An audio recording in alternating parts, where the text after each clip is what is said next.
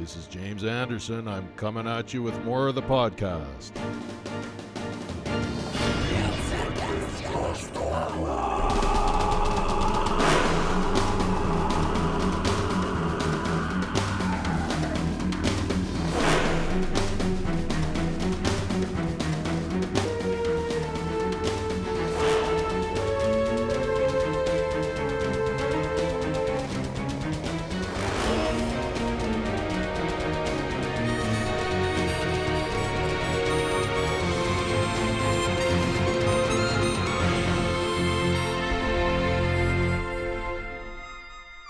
Understand this. If music is in danger, we are all in danger. That is a threat to the whole world. Not many realize it, and even fewer are brave enough to do anything about it. But we are here. That soundbite is from The Spirit of Music, a book and audiobook by bass guitar superstar Victor Wooten. I'm circling back to the same starting point where I began episode 1, and I'm again asking, what kind of danger is it that plagues music, and by extension, the world? In Wooten's book, he depicts a deliberate conspiracy to eradicate music. In my podcast, I'm focusing on the unintentional dangers that music is in, and just sort of the way the world has gradually developed into a place where music has to struggle for its life. However, where I'm completely on board with Victor Wooten is that in my defense of music, I'm most focused on the kind of music that emerges spontaneously and interactively, the kind of music through which we converse with each other and have real interactions with each other. Interactions that don't have to be scripted out in advance any more than English conversations have to be scripted out in advance. This is the kind of music that Wooten illuminates through his storytelling. And it's the kind of music that can still be fragile and in danger even when there's a lot of tracks being recorded and a lot of shows being booked. So this is my special focus in the mission to defend music. And Victor Wooten has his own range of reasons why he says music is in danger. One of his focuses is the degradation in sound quality of our recorded music, as well as the increasing isolation in which we consume our recorded music. I can get a bit more extreme than this even. Sometimes seems to me that recording music at all is just another range of behaviors peripheral to the actual act of making the music with each other. A range of behaviors potentially even competing with the music playing behaviors, competing for the limited amount of time we have in a day and the limited brain power that we can realistically put towards music. There's such a vast scope of possible culture that you could express at a given time. Any words or melodies or cultural patterns that you do end up expressing are really very lucky winners in that you selected them instead of any of the other billions of alternates that you could have chosen instead. But could it be more than just luck? Well, there's a branch of evolutionary theory known as memetics that would suggest no, it's not just luck. Memetics is a field that seeks to apply Darwin's survival of the fittest theory to our very own human culture. And I don't mean we're applying the theory to the people of any culture or to any other living organism. With memetics, we study the fitness of the actual ideas and cultural expressions and communications. And we're studying the fitness of the patterns and the information contained in these things. You might already be familiar with the concept of memes. Well, this is actually a relic of the field of memetics, and before meme meant a funny picture with a caption on the internet, meme was actually a word equivalent to gene, as in DNA molecules. So some sequences of DNA molecules manage to replicate abundantly, and other patterns in the DNA molecules come to an abrupt end, like when the species goes extinct. So similar to analyzing a successful organism, like a successful strain of COVID or an apex predator, you just gotta ask, of the words and ideas and tools that do the most replicating and spread the farthest, how might these patterns be well adapted for the environment that is human culture and the human brain? How might all the bits of information in our cultural patterns be working together even to ensure their own persistence and remain stable through the course of time? And through the generations and generations of human beings imitating a pattern around in circles like a game of telephone. How might this result in cultural patterns that are adapted to remain stable and consistently replicating? You also just have to ask, how might this evolutionary pressure on the cultural information end up causing certain cultural traits to transform into things that no longer serve their human originators? This is, I think, the key insight of memetics, is that meme evolution creates adaptations that enhance the fitness of memes independently of whether it enhances our fitness. That was Dan Dennett that we just heard, and Dan Dennett just passed away. So we've just lost one of the main voices of memetics. Dennett not being with us anymore makes me very sad. I would have loved to have met him. But it also makes me motivated to put that much extra effort in to understand the modern world and to understand where we are on a continuum of cultural evolution. Let's be honest, things are feeling pretty tense right now. And before the wars we have today in the world even broke out, there was already a lot of suffering, human and otherwise, and just a lot of weirdness in the world. And I can't really see a reason why things won't just keep getting weirder as culture continues to evolve. Humanity is causing a mass extinction event rivaling the meteor that killed the dinosaurs. And while we are converting all this biodiversity into just more humans and turning the world into a human factory 1 acre at a time, it doesn't seem to be happy humans that we're making. Wealth inequality just keeps getting more extreme, so while millions of people continue to starve, people in the first world who don't normally starve nevertheless have to deal with a growing social poverty and a mental health epidemic, which didn't start with COVID but has just gotten so much worse with the pandemic. Put all of this together with the realities of evolving technology, the convoluted worlds of AI and misinformation and social media, as well as the likelihood that any of today's warring nations could probably trigger a nuclear world war. And you just gotta ask the question, is any of this really working for anyone? What do we need to do? Is anyone working on a bomb that makes people love you? Maybe a Cupid bomb. I believe we already have it. It's called music. Quote from Victor Wooten again.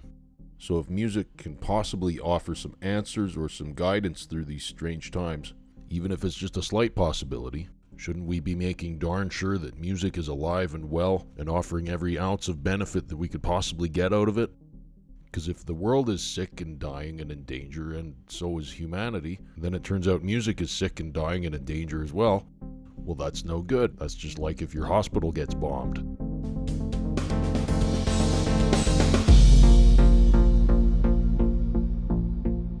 Now, I'm not the kind of guy to wring my hands about singularities or machine apocalypses or people getting uploaded, but I do want to look at the unique era that we're living in with a clear perspective, and one of the best ways I can think to do that is by looking at the lives of modern musicians. In contrast to previous eras in history, these days, every aspect of a musician's success or failure seems to depend on how good their tracks are. And making tracks doesn't always even involve any playing of music. These days, making tracks is more an act of sitting down to design a musicscape for people to listen to later. And we've had recording of music far longer than we've had computers, but let's think about how computers have affected this design process.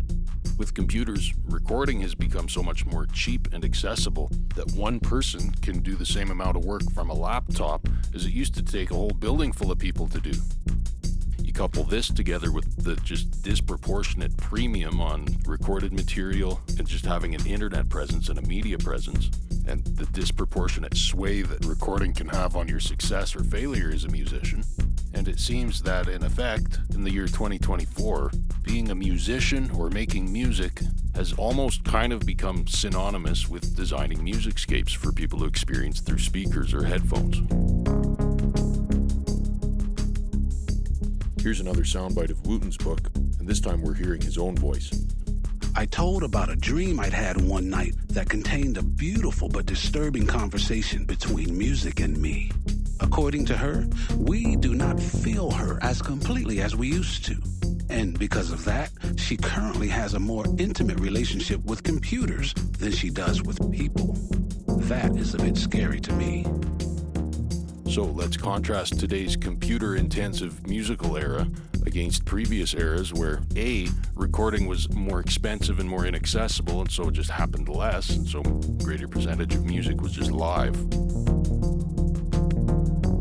And B, we can contrast the modern era against the previous era when recording required more people and more cooperation, and you couldn't adjust individual elements of a recorded performance the way you can today with stem extraction and Melodyne. And maybe it wasn't quite as easy to layer multiple recorded performances on top of each other.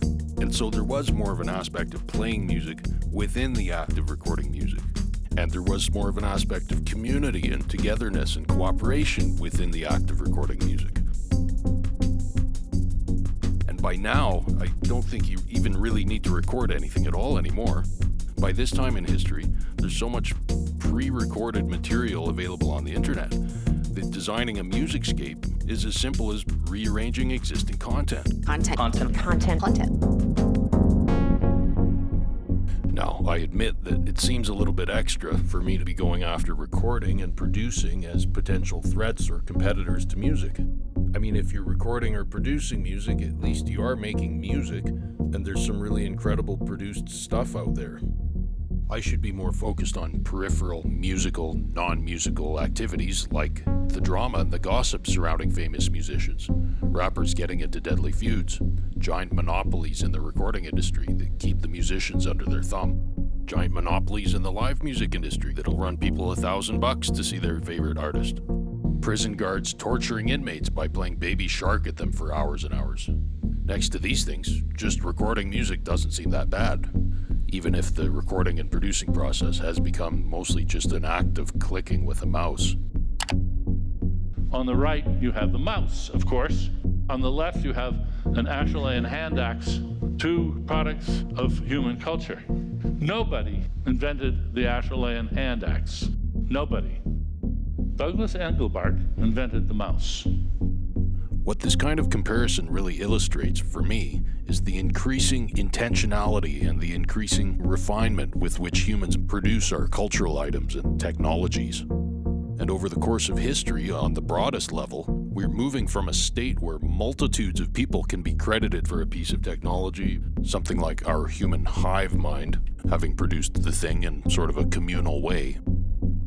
And this is leading to an eventual state where select individuals are coming up with new inventions in a more comprehending and more self-contained way. We're now in the age of intelligent design.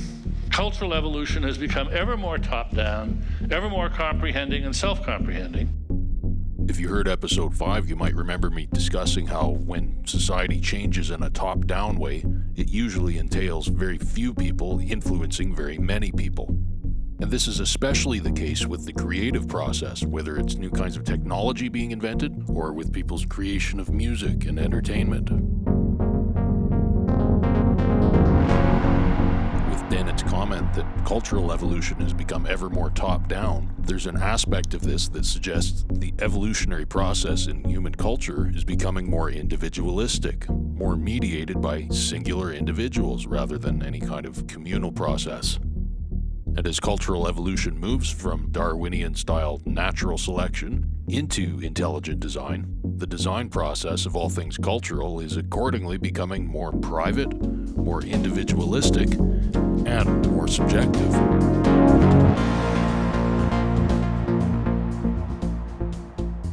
So, what does all of this mean for music? Well, it's no secret that with today's technology, a single person can create a whole musicscape with just the touch of a button. And it doesn't have to be a special person with special training. Anyone and everyone can organize a playlist on their smartphone. So, with the help of improving technology, it seems that we're transitioning out of an era of playing music and interacting with music and interacting musically with each other. And we've entered this era where everybody's a designer of music in that top-down way. Seems that everybody would be able to DJ a set, or curate the playlists or the lineup of artists for the evening, or be the artists for the evening, and otherwise everybody's just at home on their laptops writing instructions for speakers to play music. And meanwhile, actually trying to gather in public and send physical music waves at each other. This is getting to be more of a hassle and creating more baggage and uncertainty, and it also requires people to sacrifice control. And so it's just that much easier to be a Jacob Collier type and just duplicate yourself as many times as you need to with overdubs. Overdubs. So when I see the music culture around me, I see things shifting in ways that mirror the non-musical world.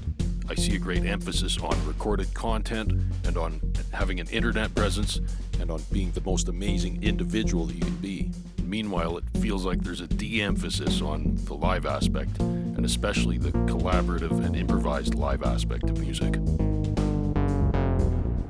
Of course, I'm going to have to take a moment here to point out that there are probably many people who don't consider music to be in danger. Perhaps I'm resonating with Wooten's message that music is sick and struggling just because my own music career is struggling. Maybe there is no sickness or struggle to music from other people's point of view, from the point of view of people who are up and running with their music projects. For years now, I haven't managed to get a jam or otherwise a live project off of the ground. And what have I done about it in the last many months? I've embarked on this podcast project, which is 100% a producing and recording project. So it seems my mission to fortify live music hasn't really gone many places other than maybe the studio. So there is a bit of hypocrisy to this and a bit of irony, but I will be presenting my thoughts for how I think live music and musical gatherings could be fortified and made to be more common. So I hope you stay tuned to the rest of the series. If we're planning to drop music onto the world like a love bomb, as Wooten describes, I think we should at least make sure it's wired up properly.